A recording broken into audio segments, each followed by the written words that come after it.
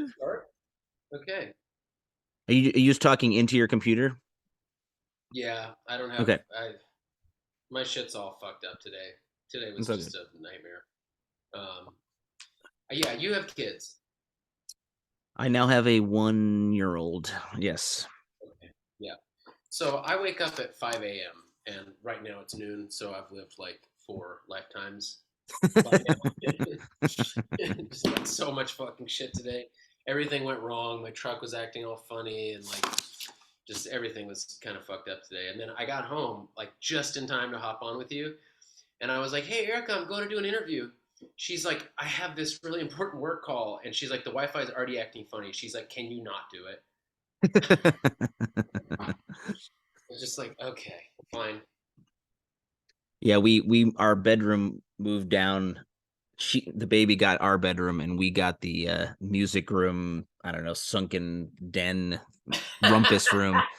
So now like our bedroom is also like the recording area is also like where the piano and guitars are, is also where the podcast area is. It's like and my wife's preferred work from home office is under the covers with her laptop. So I'm like, okay, into the other room with you.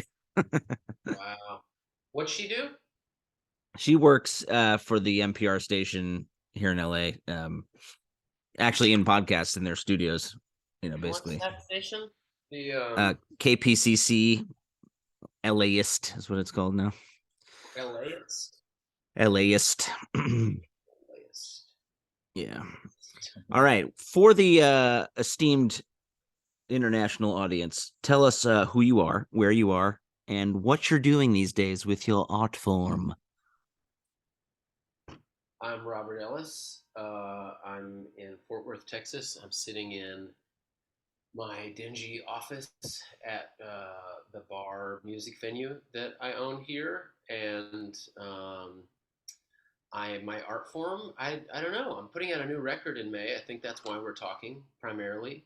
Um, but as of late, I've been doing as little as humanly possible to advance my what I call my vanity career. Making making my own music and touring under my name, and doing like that kind of shit. I've been doing the bare minimum to make sure that people still hear my music. The kind of sentence that every management company and agency loves to hear. Yeah, well, luckily, I had a massive shift over the pandemic, and I don't have a record label. Well, I do now. I started my own record label, so I'm the boss of me, um, and so that's nice. I can't really get mad at anyone but myself. Um, and yeah, I don't know. I kind of like. I don't know. I think it's equal parts like I'm over it. I'm tired of the cycle of doing it over and over, like making a record, touring it. Like it's like an 18-month cycle of pain that it's Yeah, as far as I can tell is not making music. Like the making music part happens at the beginning. And then right. yeah, like you get to play for 45 minutes a day or whatever on tour, but like you're not creating things. And I don't know. It's not where I want to be anymore. So I decided to start my own record label and just kind of start doing things that I want to do instead of things that I have to do, and figure out other creative pursuits. Like I have this bar now, and I'm in this building, which is a beautiful old building, and just adjacent to the bar is a recording studio that I produce records out of, called Nile City Sound. So in the same building, we have the studio and the bar, and I fly out for little weekend shows every once in a while, and I raise my children. Try to be home as much as possible for my family. Children like having dads around, I've heard. Yeah, I don't know from experience, but I think they do. I mean, my kids seem to like it. Your mom taught piano when you were a kid, right? Yeah, yeah. I was like, I don't know, 2 years old. I was like, I don't remember a time where I wasn't playing. Um, Well, for the folks who first discovered you, like I did, through the Texas Piano Man record, which is, I think, one of the best records of the last 10 years, personally. Dude, Um, thank you. my wife is always annoyed every time we open a Topo Chico, even if it's in the middle of a party. I just start going Topo Chico and lime at I'm full sure she loves voice. that. Yeah, Topo Chico and lime.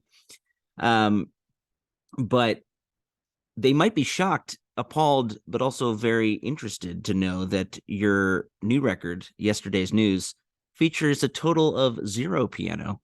yeah, yeah. It does, and It's it's almost like a jazz guitar lullaby odyssey, yeah, um, it's decidedly which, less fun than Texas Piano Man. And as a sleep deprived dad myself, really, really hit me nicely right where it hurts. I think there's some yeah, really nice, um, again, you don't have to be loud to be hard hitting. You don't have to yeah, be raucous to be, um, I think, deeply moving. Um, you know, a lot of us, I think, who've been trying to reconcile the fact that this huge pandemic and all these things stopped a lot of momentum for any sort of vanity career, like you mentioned, trying desperately to get people to listen to our stories and our music, my worldview. um it's like the universe kind of slapped you back down for a few years there, and now you have to you have to sort of realize that maybe the universe doesn't want to hear what you want to say, yeah, and so you have to kind of make music wherever that lives, because I think regardless of your um uh you know feeling that you're maybe yesterday's news, you're always going to be creating something, you know yeah. and um there is an irony to this record, obviously, where you're sort of releasing that ambition, but also being like, yeah, but listen to this now. Yeah, totally. Well, I which think which it's is all which is about great. yeah. It's just like how you I don't know how you contextualize it for yourself. Like I, sorry, my office phone is ringing. I don't even know how to turn this thing off. Mom, is that you? Oh fuck, go away. Unavailable. Um, I haven't heard a landline in a long time. it's a vestige of a forgotten time. Yes, what I was saying is I think it's how you contextualize that stuff for yourself that matters. And at least like creatively, that was a really important thing for me over the past few years to just try and like remember why it is that I like to do this and what Right. it is that I like about making music and like do it for that reason only. You know, like to try and like I don't know, just reclaim some ownership. Like, um, not to disparage anyone in particular, but I do feel like we live in this world, music business world, and kind of society writ large, where you are judged by your accomplishments, achievements, success level. Like I can't tell you how many times I've heard the conversation like, oh, so and so is here again. You know, last time they were here, they played the Troubadour, but this time they're playing at some smaller venue. Like, oh, you know, like this fucking like just constant Yeah. illusion of progress and like need to have your career go in this direction and like look a certain way and just the whole fucking thing is stupid to me. Like I'm sick of trying to every record, everybody around you tells you that this record is going to be the one that changes things. This is going to be the different one. Like this one's really great. It's going to break through. This is the one Yeah. where you're going to do SNL. And this, you know what Yeah. I mean? All these sort of like really cool things, metrics that some people get to experience. But I just feel like that voice is insidious and like starts to live inside of your head and subconsciously inform your decisions in regards to artwork. You know, like in regards to Right. the things you make, like without even knowing it, you start to try and make sure that you've got at least one song that feels like a single, and that the record's at a certain volume and a certain excitement level, and like Hmm. you want shit that you'll be able to play for someone and have them go, "Fuck yeah, this is awesome." And like part of this whole record for me and this phase in my life is just, I don't know, just like sort of intentionally being like, no, I don't want to play that fucking game. I just want to make music that I think is cool and release it out into the world, and it'll find its place, hopefully. But if it does, it's not going to be because it was loud or exciting or, like a singable summer hook, Right. like that kind of shit. Well, I think the idea of being yesterday's news is there's a mourning, right? Because like you're saying, I shot for the moon. I really gave it a go. I went for it, and I'm going to be in that place where I'm just sort of out of your mind, right? And it's a place I know very well because that's where pretty much everyone lives, Yeah. right? Yeah. It's In like reality, nobody is thinking about Robert Ellis most of the time, but there was a moment where it felt like everyone was. yeah. And now I have to embrace that maybe that quiet place where you are going to be most of your life is an okay place to be, you Yeah. know? And that's a really hard thing to do. I think there's moments throughout this record where there's that fear of silence, right? The fear of no applause, no response. Yeah. And believe me, I'm with you on that sort of uh, feeling of humiliation or trepidation of like, why aren't you selling more tickets than you did before? Why? Yeah. It's like you get these questions from your management, your agency, your fans, why are you playing this smaller venue? Why aren't you being played on the bigger radio station? Yeah. And it can feel obviously like the universe or your fan base or people are forsaking you, are rejecting what you're doing. I always go back to that part of, I think it's Bob Dylan's autobiography, when he and the band are playing electric for the first time, and it's just incredible, but they're getting booed off the stage every night for a full year. Every single venue they go to, everywhere in the world. And Yeah. Robbie Robertson and Levon go like, guys, like I don't think I can keep like doing this mentally. It's just Yeah. humiliating. And Dylan's just like, no, no, like it's good. Like people will realize it's good. Yeah. And they I did mean, he eventually. had some But sort of like innate, just unbelievable confidence, just in his own desires. Like his right. own. He was like, it doesn't matter. We're gonna do it, and it's gonna one day it will make sense. Like you guys just can't see it. Nobody can see it. And yeah, I mean, who knows? Like maybe he had some certitude that it would in the end succeed, but I Yeah. think more likely he just didn't give a fuck, and he was just Yeah. like, I want to do this. This is Yeah. what I want to do. So fuck Yeah. them, like. But yeah, I don't know. I mean, there How is are a you going? How are you going to play these live? Like, do you have a plan of how this sort of will be rolled out? I mean, obviously, when you recorded it, it's mostly you and Mhm, upright bass, and maybe mhm, well, we got some wing. spiritual little Yeah. bells. You know, Spiritual percussion, yeah. Well, we're booking a handful of like weekend dates through the late summer and fall, and they're mostly going to be in listening rooms, and I'm playing some jazz clubs cool. across the country, like places that wouldn't normally have artists like us. And I've just been kind of like reaching out and being like, "Can we do a ticketed show in here?" And like, I don't Yeah. know. That's kind of where I want to live, is in that zone of like, I just think I'm going to have for the rest of my career an audience, probably a pretty passionate that like I really vibe with and relate to. They're not necessarily going to be huge, you know what I mean? Right. And I'm really psyched about that because it's like just getting the exact people in a room that I want to hang with. Yeah. like that's kind of the vibe.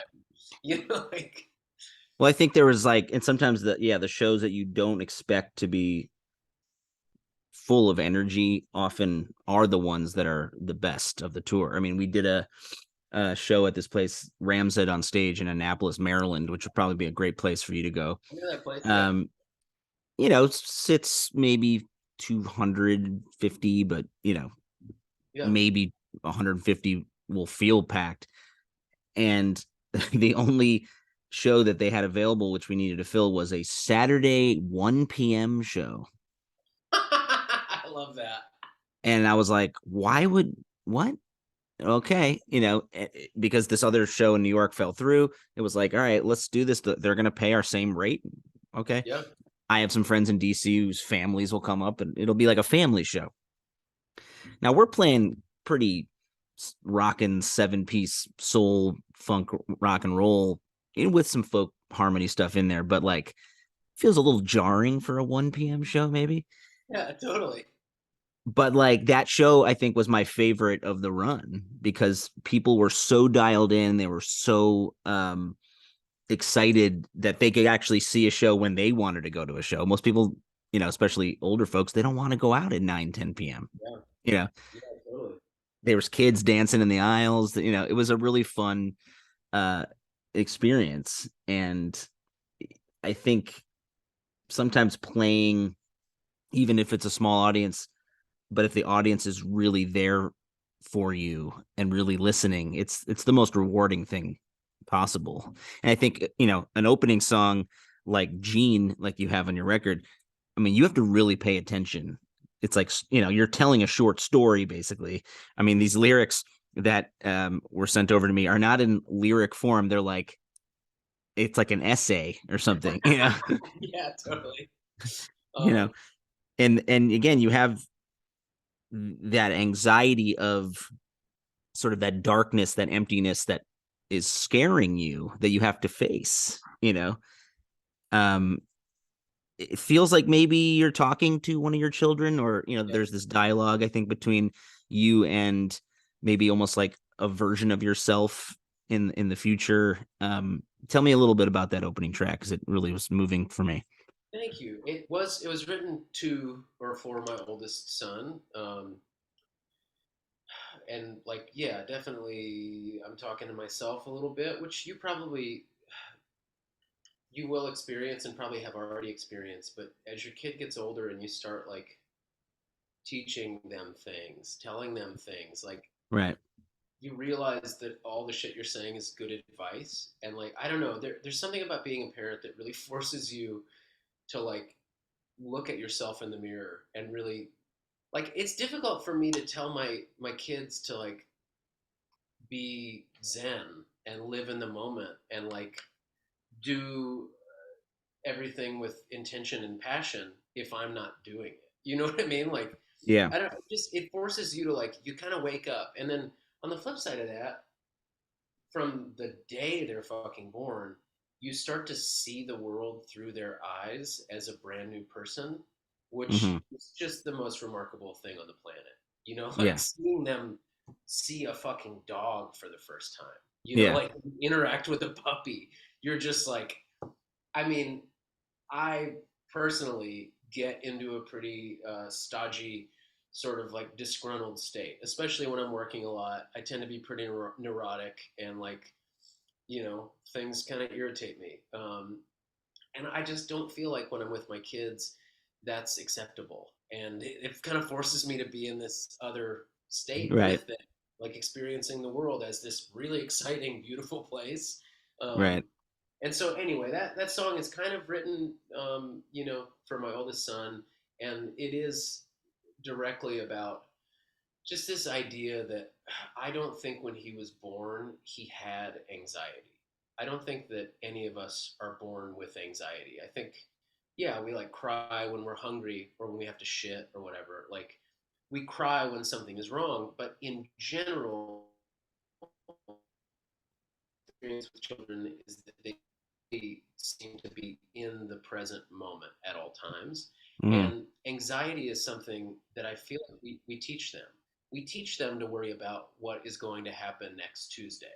You know what Right. I mean? Like it's just something that it comes later. And so to me, that was the song was kind of like just a way of saying something that I don't feel like I heard enough as a kid, which is that like things are very scary and they are I am anxious and like it's okay to feel those things and the person that you look up to and think is okay is actually dealing with the exact same shit that you're dealing with. Right.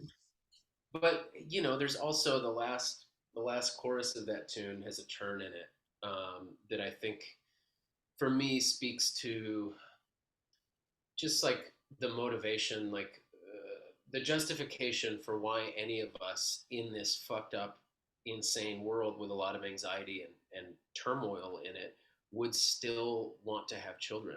In the Mm-hmm. last chorus, you know, it says like they'll say you can't hold up the world when there's no ground below you, but they don't know you. Like just this idea that I think that it's something that can be overcome and Mm. that it's possible that our children could fix this whole broken thing. You know what I mean? Like, Yeah. and just to like encourage him to look at the world every day as an opportunity to like find beauty and to make it something better than it is. Put that on a t-shirt. Long, big, Yeah. fucking long run on sentence. Yeah. Yeah, well, I think the thing that kids, I mean, I only have one, and that'll be it. But I think that what children give you is even in your darkest moment, it's like you could not imagine yourself loving anything more than this little creature, Yeah. you know? Like we got this dog during the pandemic, and she's a adopted pit bull mix who's really sweet to us, but kind of a dick to everyone else. And I just remember having this feeling like I don't know that I could love another creature more than I love this dog. And then the baby, like, and then the baby came, and I was like, all right, I think now I love this baby like almost dangerously much, you know? Yeah, yeah, totally. I mean, I don't, not to be shitty, but like I kind of felt the same way. Then you have a kid, and you're like, yeah, fuck that dog. If it came down to it, I would totally just fuck. I mean, fuck that dog forever. It's like it's a different feeling. I don't know how to explain it. Well, it's I think again like having more love in the world is probably the reason you have kids, right? Yeah, totally. Hopefully they become cool, helpful people and not sociopaths, but we'll never know until it happens. Yeah, and yeah, you don't have any idea, but I do feel every day like there is an opportunity to just like I don't know, try and do more than I had a really great childhood in a lot of ways, and my mother was fantastic, and like I loved her dearly. But there were just a lot of things growing up.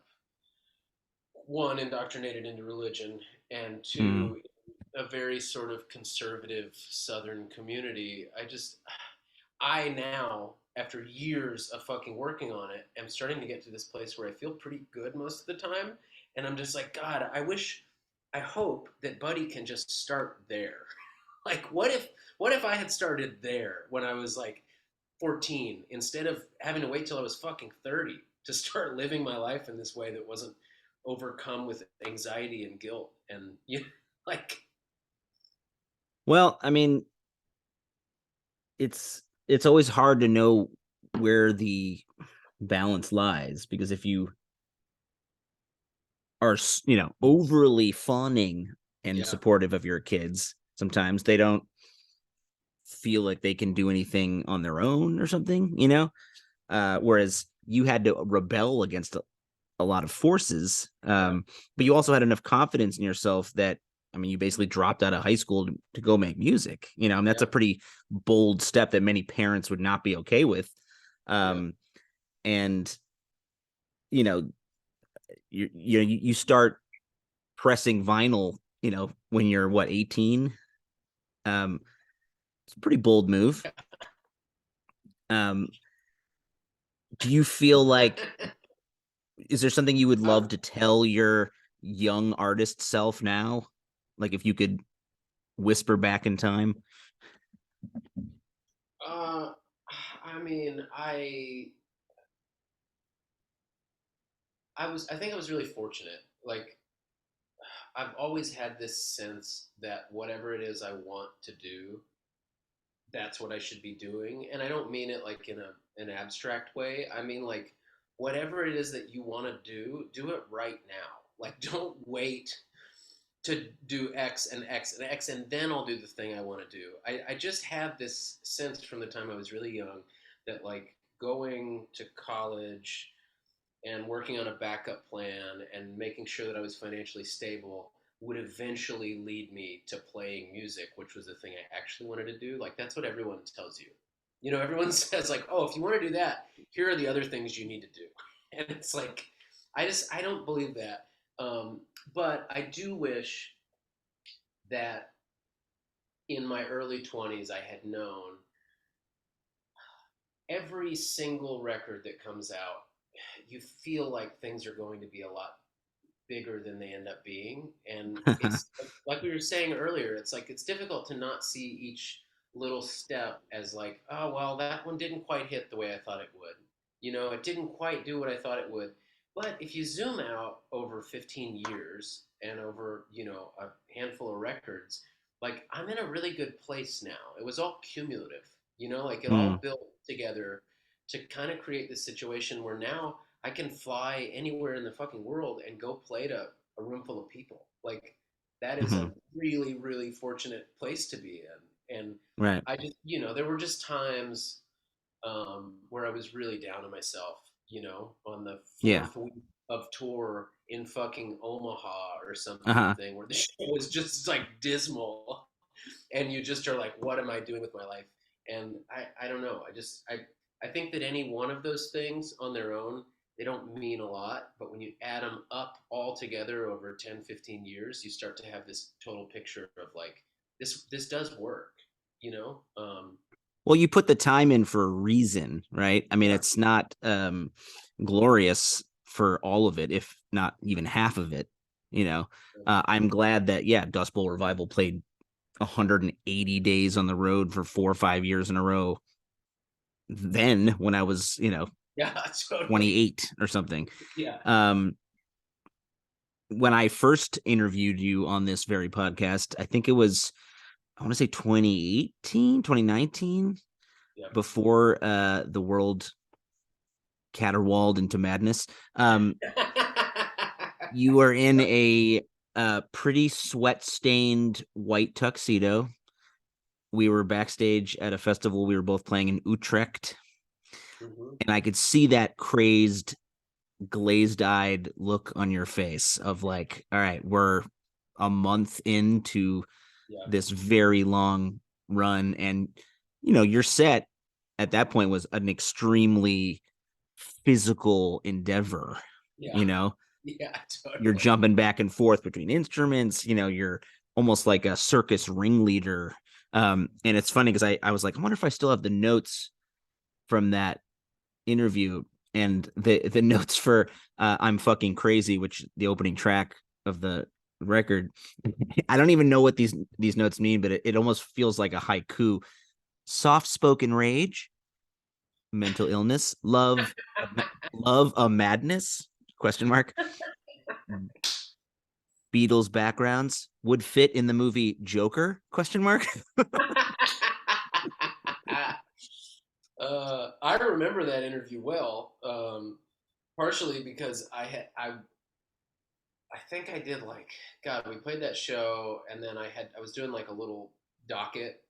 You know, I think I did some other tapings that day and some other sort of print interview things, and it was just back to back, like you're saying. And I Yeah. was fully sort of glazed over and fucking drunk when we did our interview, like a really good drunk. And I remember afterwards, like the next day, waking up and being like, "Fuck, what did I say?" I, you know, like I hope that was okay.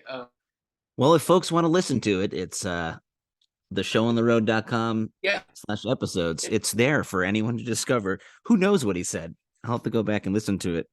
I do. But I do remember. I think I yeah, pressed you on Aliens. I think I talked to you about it. Do you well, remember that? it makes sense for the poster that's right behind you. You know, Yeah, totally. I'm kind of into. I like aliens. I don't know. I mean, I'm into it like in this like touristy way. Like I think it's a cool. I don't think that aliens are visiting us right now, and I don't think we've ever come in contact with them. But I'm just interested, and I really like the X Files. So I do, but I do remember us talking about music, and then I think at some point I think I just changed the subject on a dime, and we went down sort of an alien wormhole for a minute. as as this podcast usually does. I mean, that's usually how it goes. But yeah, our mandolin player who was with us for many years, who we might have met in Utrecht, his dad was one of the main editors of the X Files. Whoa. He lives down the street Man, from us actually, but he that's did like many of the best episodes. wow. So I yeah, he's an maybe a good interesting guy. segue. I've seen that show so many times because I am, and for better or worse, my wife is not this way. Many people I know are the exact opposite, but like when I fall asleep at night, I have to watch or listen to something. And generally, Mm. when I say watch, I mean I put on headphones and I listen to the X Files, or Oh often I really? listen, yeah, or I listen to music, like certain types of music, certain podcasts, but like I generally like to fall asleep with something going on. Otherwise, my mind just races and I keep myself up, spinning out. But through this, years long pursuit of finding content to fall asleep to, I've realized that tone and volume are super important. And like the X Mm. Files has a tone to it that is really easy to fall asleep to. So does Star Trek Next Generation. Hmm. Um, and then, obviously music.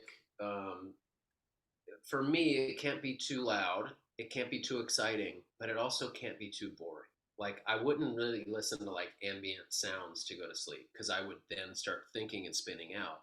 So that's part of why I made this record the way I did is Mm. I kind of wanted it to be music that you could fall asleep that I could fall asleep to, that is that right balance of like nothing really crazy happens, it's not too exciting, but also there's intrigue and there's enough to keep you moving through it, and it's just tonally kind of one thing, you Well, know. those last two songs feel like almost a uh like you're imploring yourself or your children to just let go and go to sleep, to just Yeah, finally give up holding on to all the stuff that you've seen throughout your entire life and yeah, just let go, you know. yeah, And uh, especially when the kids are really little, there's those weeks where you're like, I don't know if I'm ever going to sleep again, you know. yeah, And it's been so awesome the last month or two where our little JJ has done this thing now where she doesn't want us to put her to bed. yeah, Like she'll basically point at her crib and be like, "Okay, I'm good." yeah. That's the And then best. and it's amazing, but now my wife is like, "Remember when she kind of wanted us to like hold her for a while?" And now it's Yeah, like, "Get out of my room." and you said you don't want another kid, but I said the same thing a year into my first one.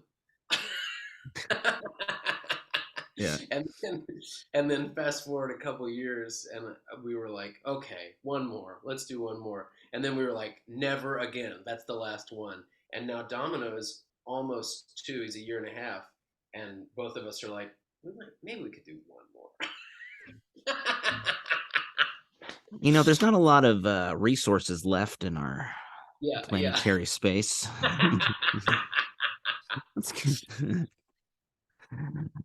But yeah, I mean, close your eyes, you could say is a lullaby. Um, but there's almost like a hint of anger, like Yeah, behind, yeah. it's like, look, my only desire for you to close your eyes. Like the only thing I want in life is for you. It's like you could hear Samuel L. Jackson narrating "Go to fuck to sleep" or what was that book he did? Yeah.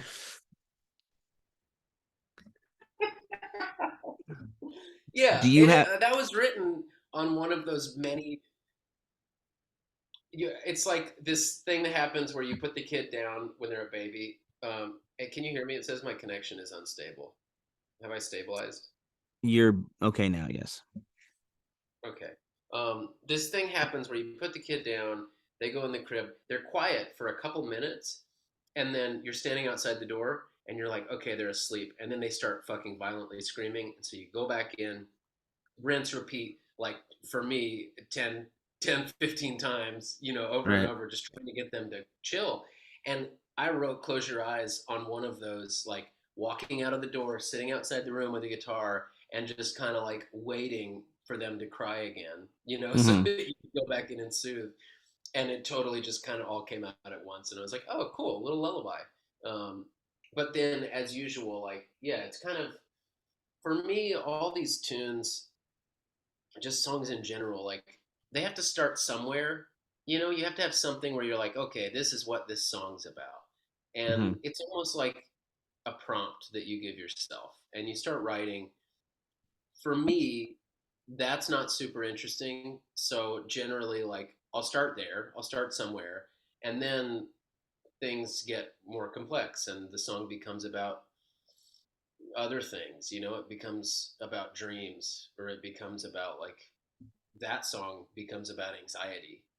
It's like, yeah, it's a lullaby, but it begs the question, like, why do we need to be soothed to sleep? It's possible it's because the world is fucked up and wall to wall shit, and we need to like empty out our minds, let all that go before we can coast into the dream world. Um, Do you remember your dreams typically, or are you a little more of a blank slate sleeper? I remember them for like the first 5 minutes when I wake up. And if I Mm. don't write it down or tell somebody, they're kind of in that temporary memory space. Sometimes I remember them, like really vivid ones, but generally I'll wake up and be like, well, that was weird. I haven't seen my third grade teacher in a long time or whatever, like, Yeah. like those sort of things. And then that is immediately gone. And, I don't think about it again ever. But yeah, my wife wakes up and she remembers her dreams as if they're like a short novel. And she Mm. will recount every detail vividly to me, whether I want to Mm. hear it or not. And yeah, it's just so interesting to me. That might be a skill that I just have not worked on.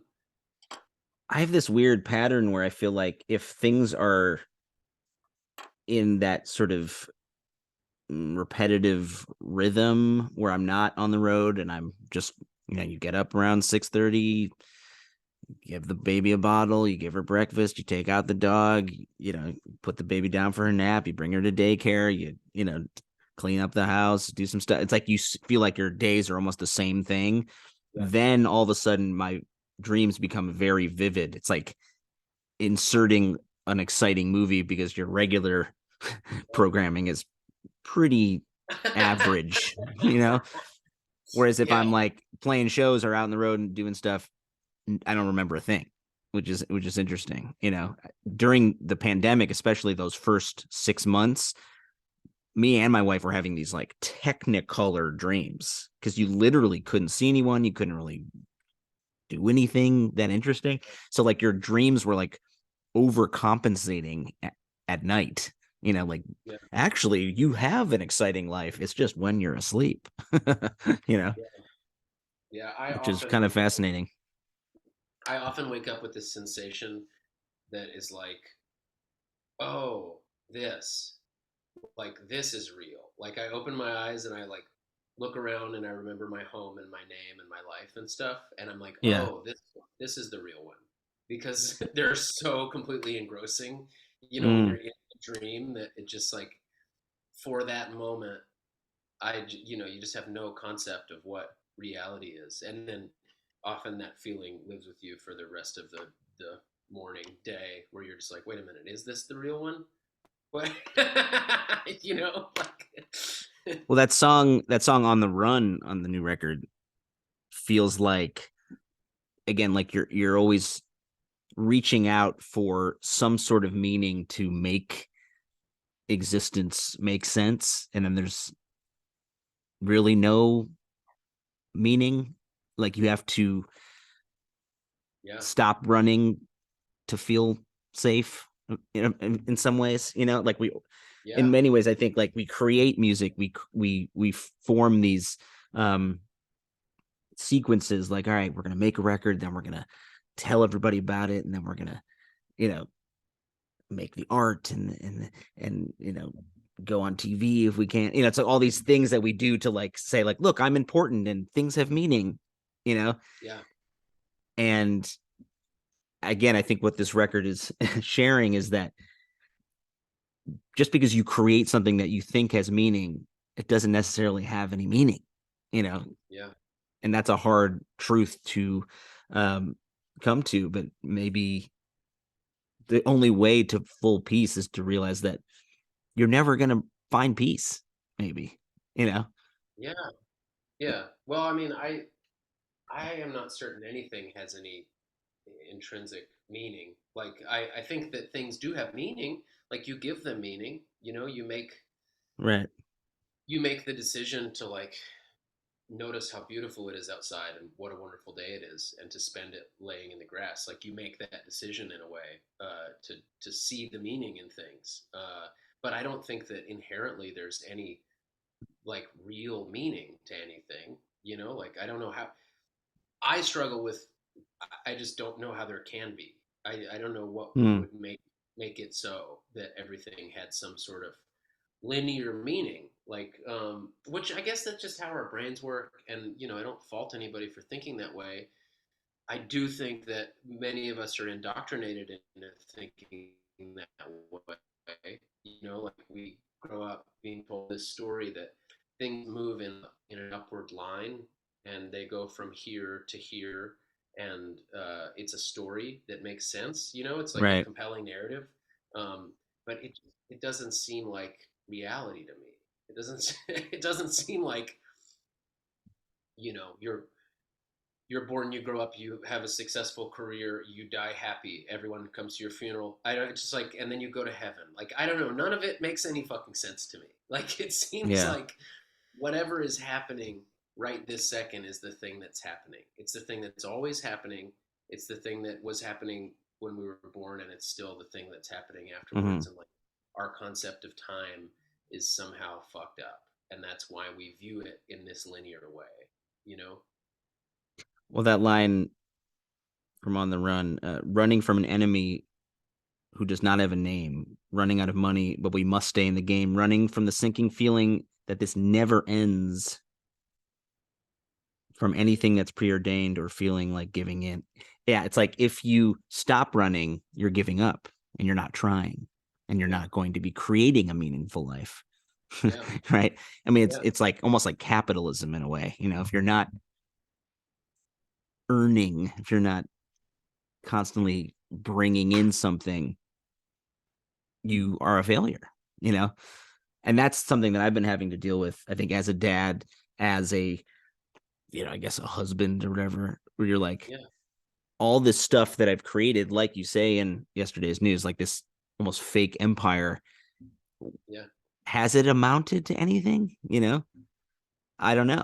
Yeah. I mean, yes, there are people who will come and hear my songs in various places, which is a very meaningful thing.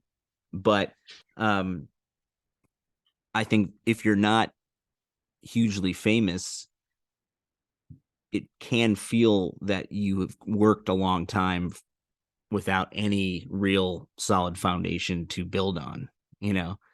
And Yeah. that's a really hard place to be sometimes. But like I was trying to say earlier, and I don't think I articulated it well. It's about where you're looking, because the thing you said at the beginning of that sentence is like there are people that find that music meaningful. Like they hear that music, it means something to them. It's just, I don't know. To me, it's just like making something prettier than you found it. Like Right. making the world a little bit better than you found it. And like Yeah. just trying to, like, that is meaningful. Yeah. Like that, there's something to that. This other shit that's a, I think that it's all an illusion. And two, it's like antithetical to actually making art. I just think that if I get stuck, me personally, in this headspace of um, gratification, like just like the constant fucking like likes, like posting something online and monitoring the likes and then measuring that picture that you really loved against another one that you didn't love so much and being like, man, that one didn't get as many likes. Maybe I should Yeah. go back to posting photos of me holding a guitar or whatever. I don't know, whatever it is. But I'm just Right. saying, like, I just feel like all that shit in that feedback loop, it makes it less likely that you're actually going to do something unique and beautiful, like something Right. that makes somebody genuinely surprised to be alive, like that Yeah. feeling of like, look, I've never heard this, I've never seen that. Like that's what we're all looking for in music, is like that feeling of like, fuck, this is cool, I Yeah. didn't expect this. Right. Like, Which is why I think, at least where I'm at right now, this record that you're putting out, Yesterday's News, is something that feels unexpected and needed, right? thank Um, you.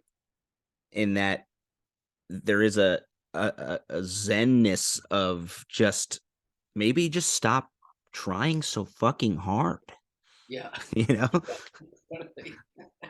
like, Well, and again, accept that maybe honestly, let maybe yes, maybe your biggest, boldest days are behind you. That is a thing that like eventually, in your late 30s going, it's like you have to be like, you know what? Remember that time we we did that yeah, thing?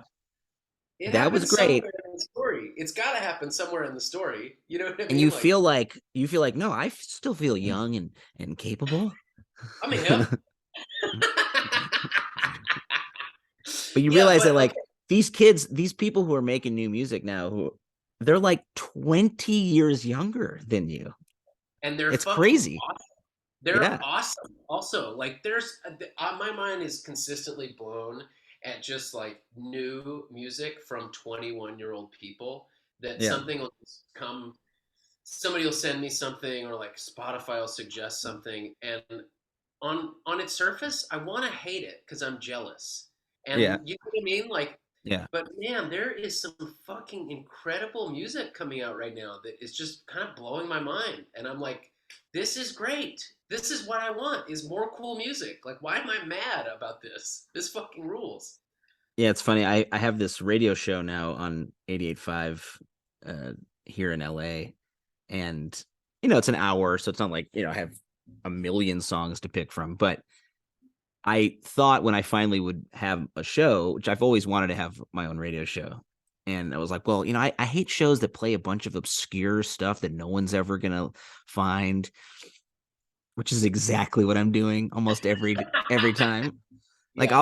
I'll play some new stuff, like, I played Yesterday's News and I played, some various cool stuff that's coming out. But most of the things I'm playing are these things that are totally tickling some Yeah. itch in the back of my brain, like some sort of bossa nova outtake from Yeah. 1968 into like some music from Mali, into some music from um, you know,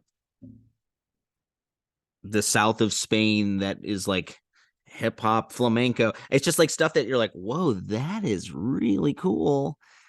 I don't know if anyone's liking it but me, but hopefully they will. you know. I'm sure they are. I don't know. That's exciting to me. Like the element. I literally I did two interviews yesterday, and something that you haven't asked, but many people asked, are like, "What are you listening to?" And I'm like, well, it's kind of a pretentious and boring answer depending on when you talk to me. Like right Yeah. now, as of like this last week, I'm deep diving into fucking Beethoven because I just am blown away with how good it is and how Yeah. much there is to digest. Like, and I'm going nuts about like different versions of different orchestras and different conductors playing the same pieces, and like it's remarkable to me, and there's just so much to learn from it, and not to mention it's like beautifully constructed, uh, epic fucking art. yeah, I don't know. I get in little phases where I'm just like really excited by stuff, and it's just all I do. Um, Yeah, it is funny when Spotify like this morning is like, "Hey, there's a new release you're gonna love. Andre Segovia just dropped a new track. He's that's been dead for awesome. 40 years, but there's some Spanish guitar shit that you're gonna need to hear right now." I'm like, "You are correct." Yeah. And some of the stuff, I mean, your tuning is pretty unique on some of these songs. I mean, there is almost a medieval kind of you know traveling troubadour vibe, like in a Shakespeare play vibe. Yes. Some of that was I got super into. This is another weird phase. I got really into like Irish guitar players and like started going down this wormhole of like just learning tunes and trying to figure out different interesting ways to play tunes on the guitar. And so I started fucking around a lot in like open C, and then just because something didn't make sense, I started making little amendments to those tunings, and like might have a six in it, or maybe the top string is a whole step down, or like just like starting to make things a little weirder so I could voice something that I was working on. Mm-hmm.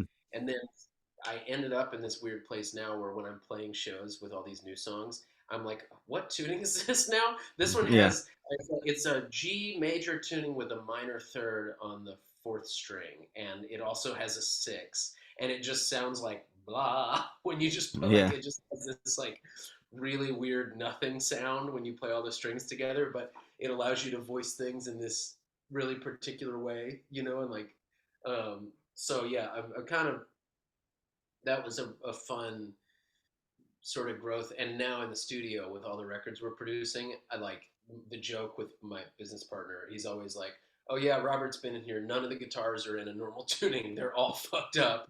They're Yeah, like down to B flat six open or whatever." Like, right. but Well, yeah, I remember seeing the Tallest Man on Earth, guy from Sweden. I love Um, Christian. Yeah, he's yeah, awesome. I was able to have him on the show.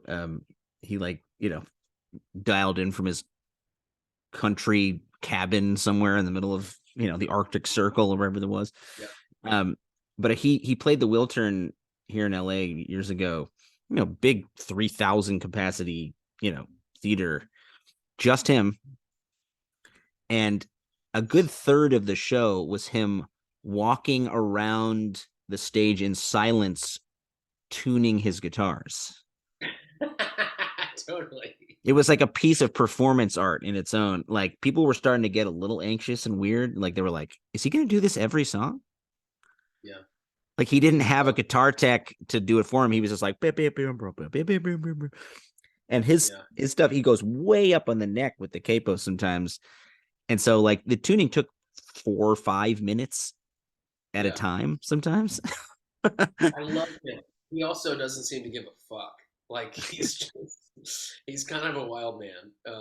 And yeah, he's just like, and then he's just got so much energy. That's a Yeah. really interesting dude.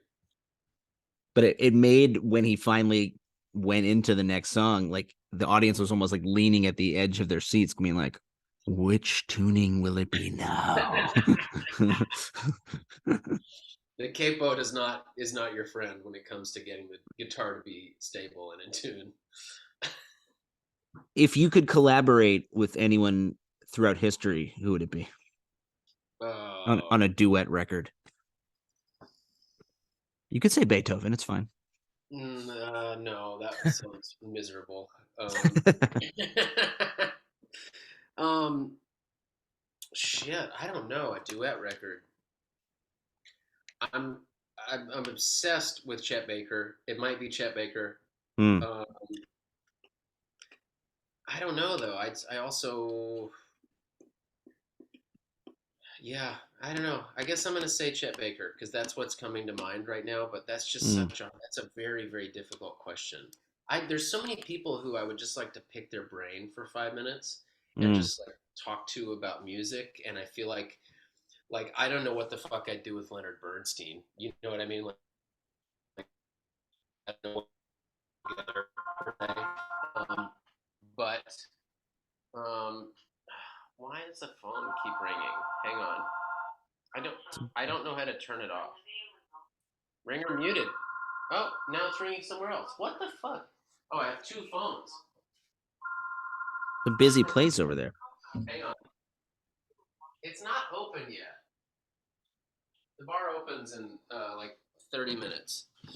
Um, yeah, I'm sorry. I digress. What I was saying is, I would love to talk to Leonard Bernstein about music. Like Yeah. that's something I would deeply love to do. I don't know what I mean. Like, I would be so out of my fucking depth trying to collaborate with anyone. You know what I mean? Like Right. Beethoven's the same answer. Like I don't know what I would work on with them. I think more realistically, Nelson Riddle. I would Mm. love to go back in time and do a record with Nelson Riddle arranging. I think that would Mm. be really special. And like I do a ton of arranging for production stuff. And I have this book that he wrote on arranging that's really awesome. And some of what I like, I collect music books and just like Mm. sheet music and also just books about music, stuff that people wrote, you know, lectures, shit like that. Like I have a ton of it. And one thing that I like about it is that you're kind of communicating like back in time with somebody. Like I feel Right. like I know Nelson Riddle in a way from reading the forward to his book on arranging, like just the way Yeah. he talks about the pencils that he prefers to use. Like he used, like Blackwing 502s exclusively when he's writing sheet music. And Right. like sure enough, I'm like go and order a bunch of Blackwing 502s. And like I'm like, they do write better. You're right. They're fantastic pencils. Yeah. I don't know. It's just it's really cool that stuff is set down and recorded. And like who knows? I hope that all the hard drives last and that our records, live on. Probably the vinyl that we're making has a better chance of being found in 10,000 years than some Mm. hard drive somewhere, right? I don't know. Yeah. Um, but it's cool the idea that things were written. Uh, I don't know that you think about like early recordings that we have. There's like, Mm. like these really weird fucking discs that we've never heard of that were like this ancient recording technology. And Yeah. ostensibly, there were like a good amount of them out there. And now we have one. And it's like halfway broken and it's in some fucking vacuum sealed chamber. And it has Mm. on it, some super old recording. But we have tons of written material of that song. You know what I mean? Mm. Like that's widely available. It's been reprinted and reproduced Yeah. thousands of times. Like, and it is something that bears thinking about. Like, what happens when all the albums that we're putting on Spotify and Apple? I mean, like, this is definitely just an era of Mm. like, but where is it? Where does it go? Like, what Yeah. happens in 10,000 years? Like, Yeah. how does That's a good anybody point.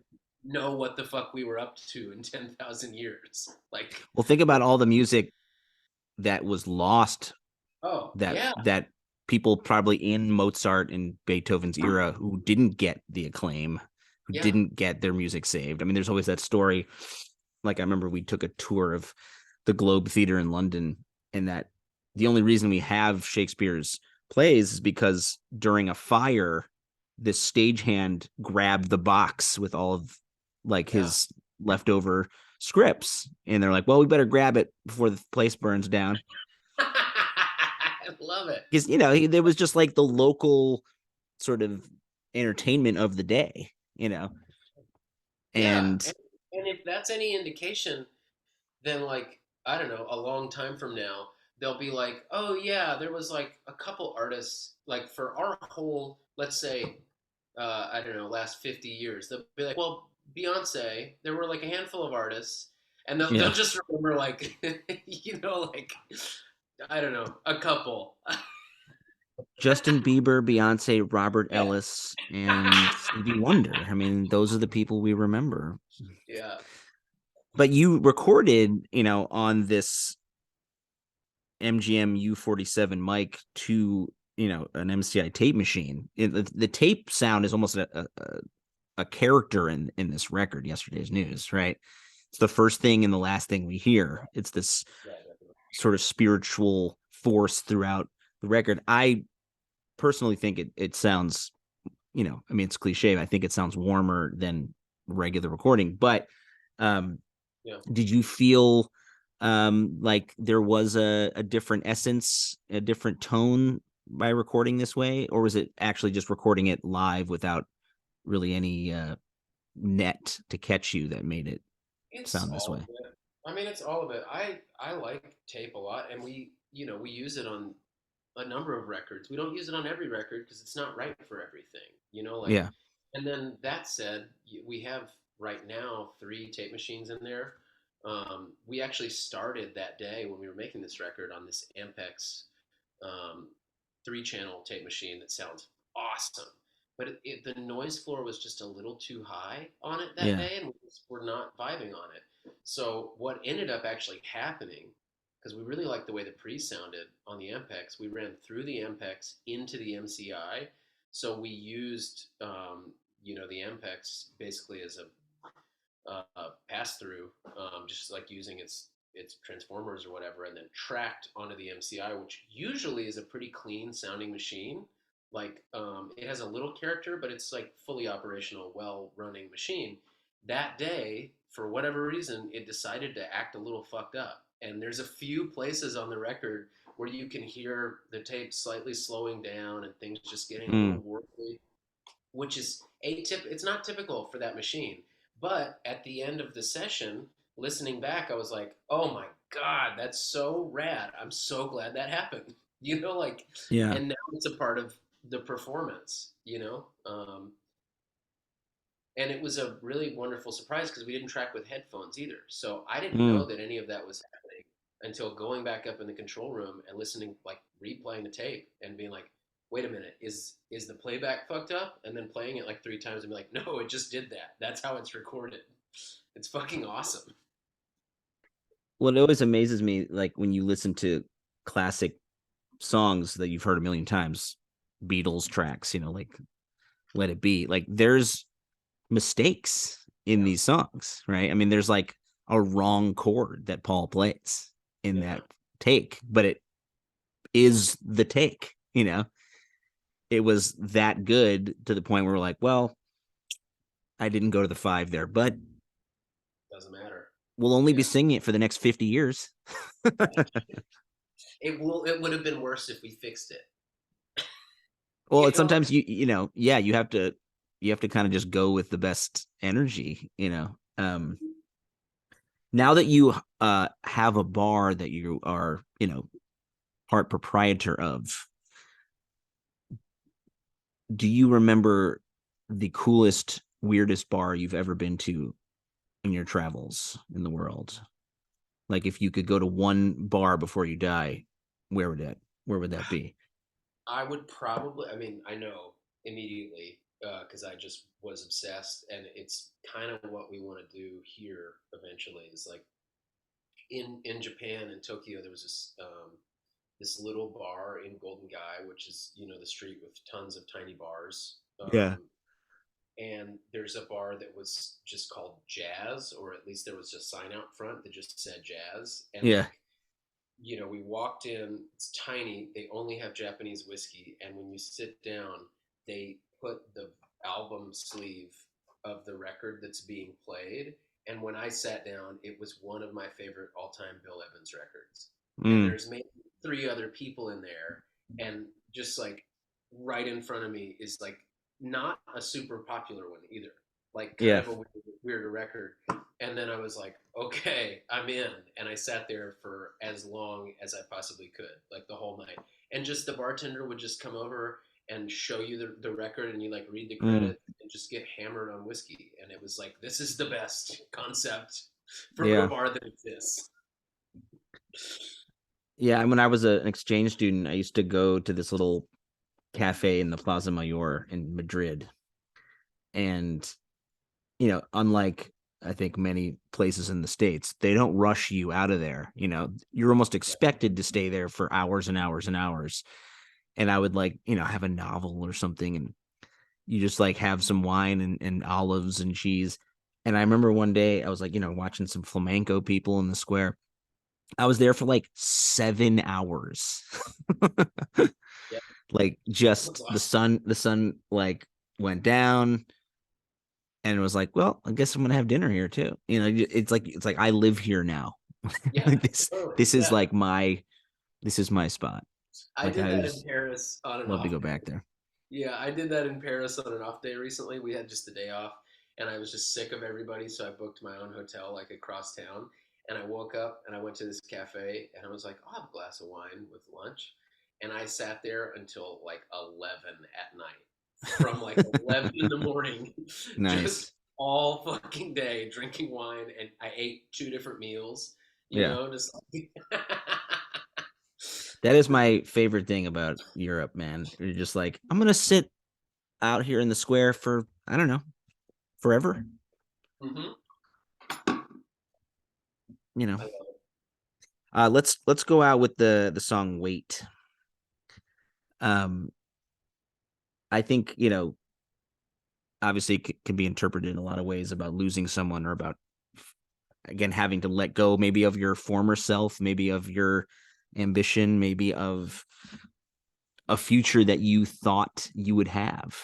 Yeah. Um, um, I think during these last 3 years, we've all had to let go of our previous selves, Hmm. and some of us lost family members. It, I think we'll only realize years from now the trauma that sort of this whole world has gone through. Hmm. Um,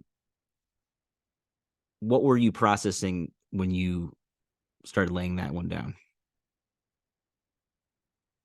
I don't know. I mean, that one's it's kind of tough. It's pretty abstract in a way. Just in my intention when I was writing it, it just kind of was one of those that just kept happening. As you're writing it, like the words just kind of came out, and I know what I think it's about after the fact, but in the moment, I don't know how much control I really had. I think it was just sort of stream of consciousness. Um, like it is visually about someone dying, and I had particular things that I was thinking about in that regard, but where I don't know. It's kind of like all this beautiful dream of like that last couple days in someone's life, that you're Mm, in a hospice facility maybe, or you're in mm, some sort of place just waiting for the inevitable to happen, and like processing that and thinking about it. And I think I was visually sort of picturing that. Like my mother passed away not long ago, 5 years, and the last week was in hospice, which I have now had the fortunate pleasure of doing many times, and so has my wife. It's a really weird place. It's where mm. people go to die, and where all of their Yeah, family and friends come to be with them while they die. It's like it's a weird waiting room, yeah. like, and so that was on my mind. But I don't know. It's also like there's something about the lyrics to that one that just remind me of like a weird summer day looking at the sky also. Like there's something in the last stanza, the last part of it, where we can lay and look at the clouds move. I like it just doesn't feel it's what we were talking about earlier. And I realize this is just like kind of abstract and difficult to talk about, but like I just don't think this is the real thing, like Mm, that we're doing. I don't know. I don't like you said in the question, like, is it about dealing with this idea of releasing our former selves, like realizing that we're not the people we thought we were? Like, yes, but for me, that's because like this whole idea of any of us is some kind of weird Like it's Mm, just some remarkable accident that's happening for a minute that we have these individual identities and these, sense of ego and like I don't know, time, all of that stuff. Like this is just a cool thing to me that's happening for a minute. And yeah. after this, and right now on all of it, it's just going to go back to the other thing, which is just what's happening all the time. It's just that we're all part of this giant Hmm. existence life thing that's happening. And like me and you right now, we feel separate, we feel individual, but it's not real. None of it's real. Well, Like it's real enough in the yeah, brains that sort of were housed inside us, like that yeah, have taught us that it's real enough. And I think that's the crazy thing about us being we're animals, right? Like bonobos or whales, but like unlike all these other creatures, we're like, no, no, no, but this matters. I yeah, matter. yeah, That totally, like the yeah. ego that humans have created is like this very pretentious, like kind of hilarious thing. We're like, yeah, you're kind of a speck in the space-time continuum, but everything I say is important. It's important, yeah. Well, I think that's why we live in conflict with the universe, though, is Right. like that specific thing. That's why we're so fucking riddled with anxiety and scared all the time, is because Yeah. we're looking at it wrong. Like we don't, like we think too much of ourselves. I think is the real problem.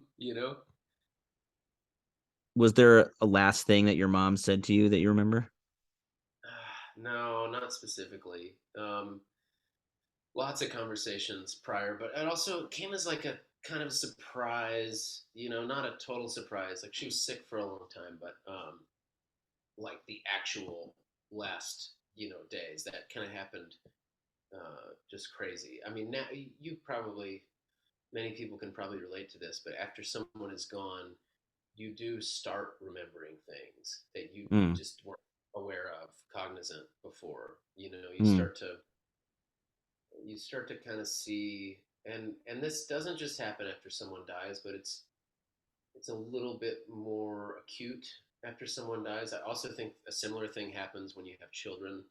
um, you just like as a child you look at your parents and you see them as this thing, but the reality is like you're meeting them halfway through their fucking life. Like yeah. you don't actually know anything about who they are. You only know from today forward.